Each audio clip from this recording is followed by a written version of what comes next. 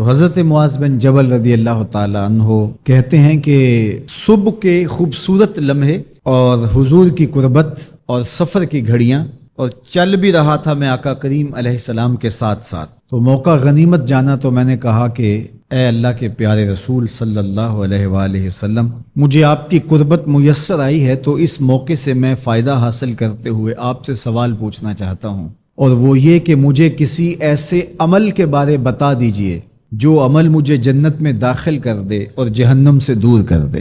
تو حضور علیہ السلام نے اس سوال پر ان کی تحسین فرمائی، فرمایا تو نے بہت بڑا سوال کیا ہے، اس کا جو جواب ہے کہ جنت نصیب ہو اور مجھے جہنم سے نجات ملے تو یہ اتنا آسان کام نہیں ہے، یہ بڑا مشکل کام ہے، لیکن جس پر اللہ آسان کر دے اس کے لیے مشکل نہیں ہے۔ یعنی جنت آسانی سے نہیں ملتی، جہنم سے بچنا بھی اتنا آسان نہیں ہے، بہت سارے گناہوں سے بچنا پڑتا ہے، لیکن اللہ جس کے لیے آسان کر دے اس کو نیکی کی توفیق دے دیتا ہے اور برائی سے اس کو بچا لیتا ہے۔ اگر تو چاہے کہ جنت میں جائے اور جہنم سے نجات ملے تو تمہیں اللہ پر ایمان بھی لانا پڑے گا، اور ایسا ایمان جس میں شرک کی آمیزش تک نہ ہو، اسی کی عبادت تیری زندگی کا مقصود ہو، اور نماز بھی ادا کرنا ہوگی، زکوٰۃ بھی دینا ہوگی، روزے بھی رکھنے پڑیں گے، اور تجھے حج بھی کرنا پڑے گا۔ جنت میں داخلے کے لیے یہ شرائط ہیں کہ تم یہ کام کرو گے۔ پھر ارشاد فرمایا میں تمہیں بھلائی کے دروازے ہی نہ بتا دوں۔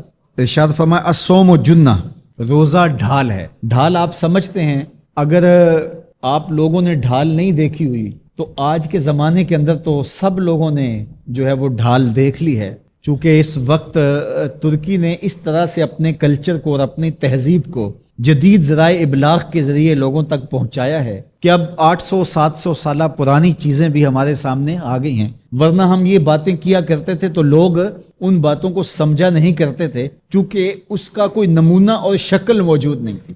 جب دشمن تیر پھینکے تو تیر سے بچنے کے لیے وہ لوہے کا پتلا جو آگے کر دیا جاتا ہے، جو تیر کو اپنے اوپر روک لیتا ہے، اس کو عربی میں جنہ اور اردو میں ڈھال کہا جاتا ہے۔ تو آقا کریم نے فرمایا روزہ ڈھال ہے، تو گویا جہنم کی آگ سے بچانے کے لیے جو ہے وہ روزہ کام دے گا۔ وَالصَّدْقَةُ تُطْفِئُ الْخَطِیَّةَ، یہ گناہوں کو مٹا ڈالتا ہے، جس طرح کہ آگ کو پانی بجھا ڈالتا ہے، تو اس طرح جب صدقہ دیا جاتا ہے تو جو گناہ ہوتے ہیں وہ ایسے مٹتے ہیں کہ لگتا ہے یہاں گناہ تھے ہی نہیں۔ آگے ارشاد فرمایا رات کے پیٹ میں نماز ادا کرنا، یعنی تہجد کی نماز ادا کرنا۔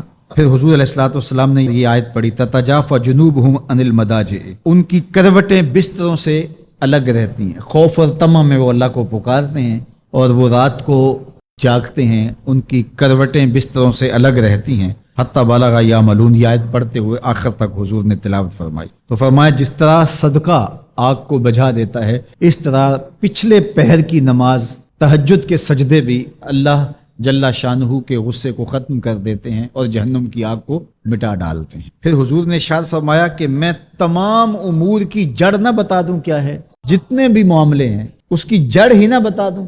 میں نے جھولی پھیلا کے کہا حضور کیوں نہیں، خیرات ڈالیے۔ تو حضور نے ارشاد فرمایا راس الامر الاسلام، سارے امور کی جڑ اور بنیاد سر اسلام ہے۔ اگر اسلام ہے تو عمل قابل قبول ہے، اور اگر اسلام ہی نہیں ہے تو پھر جتنے مرضی نیک عمل کرتے رہیں، جتنا مرضی پانی ڈالیں، جتنی مرضی کھاد ڈالیں، تو اگر جڑ ہی نیچے سے کٹی ہوئی ہے تو درخت ہو پائے گا؟ کبھی بھی نہیں ہو پائے گا۔ تو کہا جڑ اسلام ہے، اس لیے عقیدے کی صحت عمل کی قبولیت کی ضمانت ہے۔ تو تمام امور کی جڑ اور بنیاد اور سرا اسلام ہے، اور اس کا ستون نماز ہے۔ اور صحابہ نماز کے جس طرح پابند رخوگر تھے، تو وہ تاریخ کی روایات آپ دیکھ سکتے ہیں، آپ کو ایک صحابی بھی بے نماز نہیں ملے گا۔ وَذِرْوَةُ صَنَامِهِ الْجِهَاد، اور کوہان کی بلندی، چوٹی اسلام کی، وہ جہاد ہے۔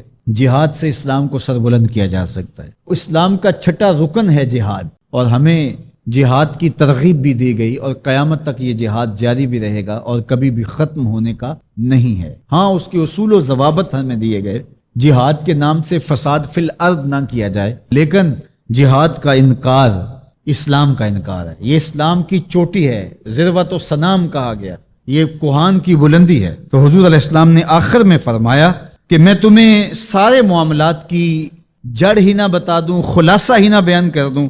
قلت بلا یا نبی اللہ، میں نے کہا اے اللہ کے نبی کیوں نہیں؟ فَأَخَذَ بِلِسَانِهِ، حضور نے اپنی مبارک زبان کو پکڑا، فقال، اور فرمایا، کف علیکا ہذا، کہا اس کو روک لے، اس کو کنٹرول کر۔ تو کہتے ہیں میں نے کہا اے اللہ کے پیارے محبوب صلی اللہ علیہ وسلم، جو ہم باتیں کرتے ہیں اس سے بھی مواخذہ ہوگا؟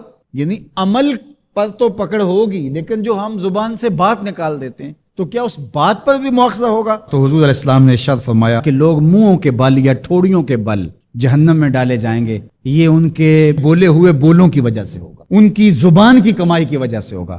اپنی زبان کی حفاظت کرو تو جنت کا داخلہ مل جائے گا۔ تو گویا زبان کی حفاظت سے لے کر کے اللہ کے حضور سجدے تک اور اللہ کی عبادت تک، یہ ہے وہ نصاب جو جنت میں جانے کا ہے۔ اللہ ہم سب کو 5 گانا باجماعت نماز کی توفیق دے، اللہ ہمیں توفیق حج کی نصیب کرے، اللہ ہمیں رمضان المبارک کے روزے رکھنے کی توفیقات سے مالا مال کرے، اللہ اپنی راہ میں جد و جہد اور جہاد کی توفیق سے مالا مال کرے، اور اللہ ہمیں ہماری زبان کی حفاظت کی توفیق دے تاکہ ہم خیر کی راہوں کے مسافر ہیں۔ 3 چیزیں منجیات ہیں، نجات دینے والی ہیں، اور وہ کون سی ہیں؟ فالعدل فی الغضب والرضا، وہ عدل کرنا ہے غصے کی حالت کے اندر بھی اور خوشی کی حالت کے اندر بھی۔ آپ کسی پہ راضی ہوں یا کسی پہ ناراض ہوں، آپ غصے کی حالت میں ہوں یا آپ سرشاری کی کیفیت میں ہوں، دونوں حالتوں کے اندر آپ نے عدل سے کام لینا ہے۔ کسی سے دشمنی ہو تو اس کے خلاف بھی ناانصافی لوگ کر دیتے ہیں، کسی پہ غصہ ہو، اسی طرح کسی سے بہت پیار ہو، رشتہ داری ہو تو اس کے ساتھ بھی ناانصافی ہو جاتی۔ یہ قضات کی ذمہ داری اہم ترین ذمہ داری ہے۔ آپ اگر منصب قضا پہ بیٹھے ہیں، جج بنے ہیں، منصف بنے ہیں، قاضی بنے ہیں، پنچایت میں آپ کو بڑا بنا لیا گیا ہے، آپ پر فیصلہ ڈال دیا گیا ہے، تو پھر ترازو کے دونوں پلڑے برابر رکھیں۔ کوئی فرق نہیں پڑتا کہ رات 12 بجے عدالت لگائیں یا دن کے اجالے میں لگائیں، لیکن کریں انصاف، پھر تمہارے اوپر کوئی انگلی نہیں اٹھا سکتا۔ لیکن اگر تم عدل نہیں کرو گے، اگر تم انصاف نہیں کرو گے، تو قیامت کے دن جو ظالم قاضی ہوگا اس کو لٹکایا جائے گا۔ تو اس لیے ارشاد فرمایا کہ جو نجات دینے والی چیزیں ہیں وہ غصے کی حالت کے اندر بھی اور خوشی اور سرشاری کی کیفیت کے اندر بھی عدل کرنا۔ ایک عربی مقولہ ہے، الملک یدوم بالکفر ولا یدوم بالظلم، ملک کفر کے ساتھ تو قائم رہ سکتے ہیں لیکن ظلم کے ساتھ قائم نہیں رہ سکتے۔ دنیا کے کتنے ملک ہیں جہاں نظام کفر کا ہے لیکن عدل پایا جاتا ہے تو وہ خوشحال ہے۔ لیکن لوگ نمازیں بھی پڑھتے ہوں، سجدے بھی کرتے ہوں، اعتکاف بھی بیٹھتے ہوں، حج عمرے بھی کرتے ہوں، لیکن عدالتیں انصاف نہ دیتی ہوں، سکون کبھی نہیں ہو سکتا۔ عدل انصاف اگر قائم ہے تو ملک طمانیت کے نور سے مالا مال ہوتا ہے، ملک ترقی کرتا ہے، ملک آگے بڑھتا ہے، اور معاشرہ پرسکون ہو جاتا ہے اگر عدل و انصاف کا نظام موجود۔ تو اس لیے اللہ کے محبوب نے فرمایا 3 چیزیں نجات دینے والی، ان میں سے پہلی چیز کا ذکر کیا، غصے کی حالت کے اندر اور رضا کی حالت کے اندر عدل کے تقاضوں کو پورا کر۔ اللہ اکبر۔ والقصد فی الفقر والغنا، دوسری چیز فقر میں اور غنا میں، خوشحالی میں، آسودگی میں اور غربت میں، دونوں حالتوں کے اندر میانہ روی سے چلنا۔ یہ نہیں ہے کہ آپ کے پاس پیسے زیادہ آ گئے تو فضول خرچ بن جائیں، اور اگر جو ہے وہ حالات تھوڑے سے تنگ ہوئے ہیں تو بالکل ہی بخل کریں۔ دونوں حالتوں کے اندر میانہ روی کے ساتھ چلنے والا کبھی کنگال نہیں ہوتا۔ اللہ اکبر۔ والذین اذا انفقوا لم یسرفوا ولم یقتروا وکان بین ذلک قواما، فرمایا کہ وہ لوگ جب خرچ کرتے ہیں نہ تو فضول خرچی کرتے ہیں اور نہ ہی وہ بخل کرتے ہیں، بلکہ جو درمیان والا راستہ ہے اس راستے کو اختیار کرتے ہیں۔ درمیانی راستہ چلنے والا ہی سرخرو، کامیاب اور بامراد ہوتا ہے۔ اس لیے دونوں صورتوں کے اندر ارشاد فرمایا کہ میانہ روی کرنا۔ وخشیت اللہ فی السر والعلانیہ، اعلانیہ بھی اور مخفی بھی، دونوں حالتوں میں اللہ سے ڈرنا، یہ نجات دینے والی چیز ہے۔ جو لوگوں کے سامنے اللہ سے ڈرتا ہے اور مخفی جگہ پر جا کر کے اللہ سے نہیں ڈرتا تو وہ اعلانیہ طور پہ ریاکاری کر رہا ہے، اللہ سے نہیں ڈرتا۔ مخفی طور پہ بھی اللہ سے ڈرے اور اعلانیہ طور پہ بھی اللہ سے ڈرے۔ ان الذین یخشون ربہم بالغیب لہم مغفرۃ واجر کبیر، جو اللہ تعالیٰ سے بن دیکھے ڈرتے ہیں، اللہ جل شانہ نے ان کے لیے مغفرت بھی رکھی ہے اور بہت بڑا اجر بھی رکھا۔ اور وہی حدیث جو میں نے آپ کے سامنے رکھی کہ 7 اشخاص قیامت کے دن عرش الہی کے سائے تلے ہوں گے، ان میں سے جو 7واں شخص ہے اس کا ذکر حضور نے ارشاد فرمایا، وَرَجُلٌ ذَكَرَ اللَّهَ خَالِيًا ففادت عیناہ، وہ شخص جو تنہائی میں بیٹھا اور اللہ کو یاد کرنے لگا اور اس کی آنکھیں آنسوؤں کا خراج دینے لگی، اللہ کے خوف سے اس کی آنکھوں سے آنسو ٹپکنے لگے، تو فرمایا قیامت کے دن جب کوئی سایہ نہیں ہوگا، اللہ اس شخص کو اپنے عرش کا ٹھنڈا سایہ عطا۔ تو لوگوں کے سامنے آنسو بہانا اور تنہائی کے اندر آنکھوں کو نوری نصیب نہ ہو تو یہ ریاکاری ہے، اور ریاکاری تو ایک ایسا جرم ہے، ایک ایسا گناہ ہے جس کو شرک اصغر کہا گیا۔ کسی گناہ کو شرک نہیں کہا گیا سوائے ریاکاری، تو ریاکاری کو شرک اصغر کہا۔ تو اعلانیہ طور پہ بھی اللہ سے ڈرو اور مخفی طور پہ بھی اللہ سے ڈرو، لیکن اگر خلوت اور جلوت میں فرق ہے تو یہ بدترین صورتحال۔ حضور نے فرمایا کہ میں قرآن مجید کی ایک ایسی آیت جانتا ہوں، اگر تمہیں معلوم ہو جائے، لوگ اس کو تھام لیں، اس کو پکڑ لیں، تو ان کے لیے وہ آیت کافی ہے۔ ایک آیت قرآن کی جو میں جانتا ہوں، اگر لوگ اس کو تھام لیں، اس پہ عمل پیرا ہو جائیں، اس کو روحوں میں اتار لیں، اس کو اپنے عمل کا حصہ بنا لیں، اس پر یقین و اذعان کا جہاں آباد کر لیں، تو فرمایا کہ وہ ایک آیت ہی ان کی پوری زندگی کے لیے کافی ہے۔ اللہ اکبر۔ اور وہ آیت کیا ہے؟ حضور نے بتائی، وہ آیت یہ ہے، وَمَن يَتَّقِ اللَّهَ يَجْعَل لَّهُ مَخْرَجًا وَيَرْزُقْهُ مِنْ حَيْثُ لَا يَحْتَسِبُ، کہ جو اللہ سے ڈرتا ہے اللہ اس کے لیے راستے کھول دیتا ہے اور اس کو وہاں سے رزق دیتا ہے جہاں سے اسے گمان بھی نہ ہو۔ ہم ایک دفعہ ایک سفر پہ تھے تو ہماری گاڑی کا پیٹرول ختم ہو گیا، اتفاق سے ہمارے پاس کوئی رقم نہیں تھی کہ جس سے ہم پیٹرول ڈلوا سکیں، تو میں نے اپنے ساتھی سے کہا کہ یہاں کوئی قریب ترین ساتھی ہو تو اس کا نمبر ہو تو اس کو فون کرو کہ ہمیں تھوڑی سی رقم بھیجے تاکہ ہم گاڑی میں پیٹرول ڈلوا لیں، اور اگر کوئی قریب یاد آ جائے تو اتنا سفر کر سکتے ہیں 1-8 کلومیٹر۔ تو اچانک ایک ساتھی یاد آ گیا کہ وہ یہ دوسری تیسری روڈ کے اوپر اس کا گھر ہے، تو ہم نے گاڑی ادھر موڑی، تو ابھی اس کے گھر نہیں پہنچے تھے، تو ایک آدمی ہمیں دیکھ کے تو حشاش بشاش ہو گیا، ابھی اس کے گھر نہیں پہنچے تو دیکھ کے تو حشاش بشاش ہو گیا، تو ملا، واقفیت بھی تھی لیکن اتنی زیادہ اس سے جو ہے وہ شناسائی نہیں تھی۔ کسی اجتماع میں اس نے ہمیں بلایا تھا تو ملاقات ہوئی تھی وہاں، ہم بیان کر کے اس کے علاقے میں، تو وہ لاہور آیا ہوا تھا تو ہماری وہاں وہ ملاقات ہو گئی وہاں، تو وہ جلدی سے جیب میں ہاتھ ڈال کر کے تو کچھ رقم تھی اس کے پاس، تو ہمیں پیش کر کے کہنے لگا کہ وہ 2-3 سال پرانی بات، کہتا وہ آپ ہمارے جلسہ میں گئے تھے، ہم آپ کی کوئی خدمت کرنا چاہتے تھے لیکن آپ ہمیں پکڑا ہی نہیں دیے، تو یہ ہے آپ کا نذرانہ۔ تو ہوتا یہ ہے کہ اگر کوئی نذرانہ پیش کرے تو میں کہتا ہوں کہ نہیں کوئی مسئلہ نہیں، لیکن میں نے کہا ٹھیک ہے لے آؤ، کیونکہ تم خود نہیں آئے ہو، تمہیں کسی نے بھیجا ہے۔ وَيَرْزُقُهُ مِنْ حَيْثُ لَا يَحْتَسِبُ، میرے رب کا وعدہ ہے اگر تم اس پہ بھروسہ کرو تو پھر وہ تمہیں وہاں سے دے گا جہاں سے تمہیں گمان بھی نہیں ہوگا۔ یہ یہاں ٹول پلازا ہوتا تھا نا، یہاں یہ جو پنڈی بائی پاس کے باہر، ہم 3 دن کا مسلسل سفر کر کے آئے، تو جو رقم وغیرہ تھی تو وہ کہیں راستے میں ختم ہو گئی، جہاں جیب میں ہاتھ ڈالا تو ہمارے پاس وہ اتنے پیسے بھی نہیں تھے کہ وہ ٹول والے کو دے سکے، تو میں نے اپنے ڈرائیور کو کہا کہ تمہارے پاس کوئی ہے، تو وہ کہنے لگا جی میرے پاس بھی کوئی نہیں ہے، تو میں نے کہا چلو اس سے ادھار کر دیتے ہیں، اس کو ہم کہتے ہیں کہ ہم قریب ہی رہتے ہیں، ابھی جا کے آپ کو بھیج دیتے ہیں۔ تو ہمارے سے جو اگلی گاڑی تھی اس نے اس کو کہا کہ یہ جو پیچھے والے ہیں نا ان کا بھی کاٹ لو، اس نے ہمیں پہچان لیا، تو اس نے کہا کہ یہ جو پیچھے گاڑی آ رہی ہے نا اس کے بھی لے لو، تو اس نے پیچھے مڑ کے دیکھا تو اس نے کہا اچھا یہ وہ آ رہے، چلو تم بھی رہنے دو، تو اس نے کہا تم بھی جاؤ اور وہ بھی جاؤ۔ تو یہ ہم نے کئی مناظر زندگی میں دیکھے۔ تو اللہ کے محبوب فرماتے ہیں قرآن میں ایک ایسی آیت ہے اگر تمہیں پتہ چل جائے اور اس پہ تمہارا عمل ہو جائے، وہ تمہیں وہاں سے رزق دے گا جہاں سے تمہیں گمان بھی نہیں ہو۔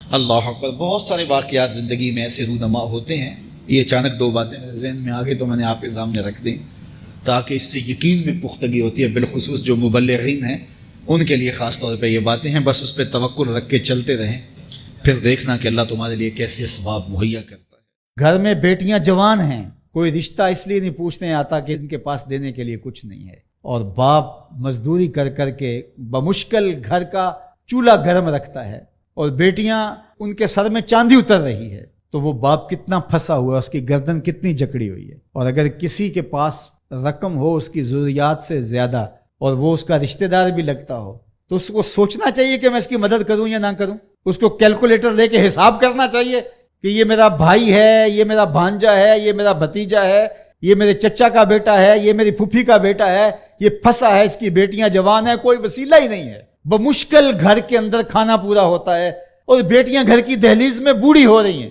اور اس کے پاس دولت کے انبار ہیں، اور یہ سوچے گا۔ اللہ فرماتا ہے یہاں بغیر سوچنے کے چھلانگ لگانی پڑے گی، یہاں نفع نقصان نہیں دیکھنا پڑے گا، یہاں کساد بازاری کا نہیں سوچنا پڑے گا۔ فَلَقْتَحَمَ الْعَقَبَةَ، یہ بغیر سوچے سمجھے کودا کیوں نہیں ہے، یہ مشکل گھاٹی چڑھا کیوں نہیں ہے؟ وَمَا أَدْرَاكَ مَا الْعَقَبَةُ، یہ جانتا ہے کہ مشکل گھاٹی کیا ہے؟ فَكُّ رَقَبَةٍ، کسی پھنسے ہوئے کی گردن کو چھڑانا ہے، کسی مشکل میں پھنسے ہوئے لوگوں کی مدد کرنا۔ تو اب یہ سوچے گا کہ ابھی تو میں نے فلاں پلاٹ بھی خریدنا ہے، ابھی یہ بھی کرنا ہے، ایک فیکٹری نہیں لگانی ہے میں نے تو اس کے لیے رقم جمع کر، کیا یہ ضرب تقسیمیں دے گا؟ کہا اگر اسلام کا نور سینے میں اترا ہوا ہے تو اپنے بھائی کی مصیبت کو دیکھ لے گا جب، اور وہ جانتا ہے یہ واقعی پھنسا ہوا ہے، تو پھر اس گھاٹی میں چھلانگ لگاتے ہوئے وہ دائیں بائیں نہیں دیکھے گا، وہ فوراً چڑھ دوڑے گا اور فوراً فیصلہ کرے گا تاکہ دکھی کو مصیبت سے نکال سکے۔ فَكُّ رَقَبَةٍ، کسی پھنسے ہوئے کی گردن کو چھڑانا، کسی مشکل میں پھنسے ہوئے لوگوں کی مدد کرنا ہے۔ او اطعام فی یوم ذی مسغبہ، یا بھوک کے دن کھانا کھلانا ہے۔ لاک ڈاؤن لگ گیا، لوگ ترس گئے، فاقے آ گئے، گھر میں بہت پڑا ہوا ہے، تو یہ سوچا جائے گا کہ میں نے تو 3 سال کے لیے رکھا ہے اور یہ بندہ ریڑیاں رگڑ کے مر رہا ہے، اگر میں اس کو دے دیا تو 3 سال کے بعد تو میرے پاس کچھ نہیں ہوگا۔ یہ بات سوچنے کی نہیں تھی کہ 3 سال بعد میرے پاس کیا ہوگا۔ قرآن کا جو اسلوب ہے، قرآن جو ہمیں زندگی سکھاتا ہے وہ یہ ہے کہ یہاں سوچنا نہیں، تمہیں عقل سے سوچ کے کام لینا، یہ بہت مرحلے ہیں، کہیں عقل کو پیچھے کرنا پڑتا ہے۔ اقبال نے کہا تھا بہتر ہے کہ دل کے پاس رہے چراغ عقل، بہتر ہے کہ دل کے پاس رہے چراغ عقل، لیکن کبھی کبھی سے تنہا بھی چھوڑ دے۔ کبھی ایسا بھی موقع آتا ہے کہ پھر اس کو پیچھے کرنا پڑتا ہے۔ یہ اپنا نفع نقصان، اپنی ضربیں تقسیمیں نہیں کرنی ہوتی کہ میں نے تو 3 سال کا بجٹ رکھا ہے اور ہمسایہ فاقوں سے مر رہا ہے اور بندہ کہ سال کے میرے تو پورے ہیں، وہ یوں جمع تقسیم کرتا رہے۔ یہ مشکل گھاٹی ہے، تو کہا اس کو یہ مشکل گھاٹی چڑھنا ہوگا۔ وما ادراک ما العقبہ، جانتے ہو مشکل گھاٹی کیا ہے؟ فک رقبہ، کسی پھنسے ہوئے کی گردن کو چھڑانا ہے۔ او اطعام فی یوم ذی مسغبہ، بھوک کے دن کسی کو کھانا کھلانا ہے۔ یتیما ذا مقربہ، کسی قریبی یتیم کی مدد کرنا ہے۔ او مسکینا ذا متربہ، یا خاک نشین مسکین کی مدد کرنا ہے۔ یہاں جو لفظ قرآن نے استعمال کیا نا، یتیما ذا مقربہ، قریبی یتیم، تو کیا اس کا مفہوم یہ نکلتا ہے کہ جو دور کا یتیم ہے اس کی مدد نہیں کرنی؟ نہیں، بلکہ علماء تفسیر نے یہاں نقطہ بیان کیا کہ بندہ دور پار کے یتیموں اور غریبوں کی مدد کرتا ہے اور ان کی تصویریں بھی کھنچوا لیتا ہے دور موجود میں، اور داد بھی لے لیتا ہے اور سخی بن کے سامنے آ جاتا ہے، لیکن یتیم خاندان کے اندر ہو تو ان کی مدد کر کے بندہ نمائش نہیں کر سکتا کہ میں نے اپنے بھتیجے بھانجے کے ساتھ یہ کیا ہے۔ جو بندہ نفس کا غلام بن جاتا ہے اس کے لیے مشکل ہو جاتا ہے۔ تو اس لیے اللہ تعالیٰ نے یہاں جو لفظ بیان فرمایا، یتیما ذا مقربہ، قریبی یتیم کی مدد کرنا، او مسکینا ذا متربہ، یا خاک نشین مسکین کی مدد کرنا۔ کچھ لوگ، انہیں پتہ ہے ہماری ہمسائیگی کے اندر ان کے ہاں نان شبینہ بھی نہیں ہے، تو وہاں جو ہے وہ مہینے میں 500 روپیہ دیں گے اور 500 روپیہ دے کے یہ سمجھیں گے کہ ہم نے حق ادا کر دیا۔ ان کی ضرورت کو آپ نے پورا کرنا تھا۔ مختلف لوگوں کو تو آپ کروڑوں روپے بانٹ رہے ہو، اور آپ کی فیکٹری میں جو ملازمت کر رہے ہیں آپ ان میں کتنوں کو جانتے ہو کہ مشکل سے اس 15,000 روپے سے اس کا گھر چلتا ہے اور اس کی بہنیں جوان ہیں، اور یہ بیچارہ اوور ٹائم بھی لگاتا ہے، پھر بھی گھر کا خرچہ پورا نہیں ہوتا۔ تو تم باہر جو کروڑوں روپے دے رہے ہو تو بہتر نہیں تھا کہ اپنے اس مزدور کی تم مدد کر دیتے؟ اللہ ہم سب کو سورہ البلد کے مضامین پر غور و تامل کی توفیق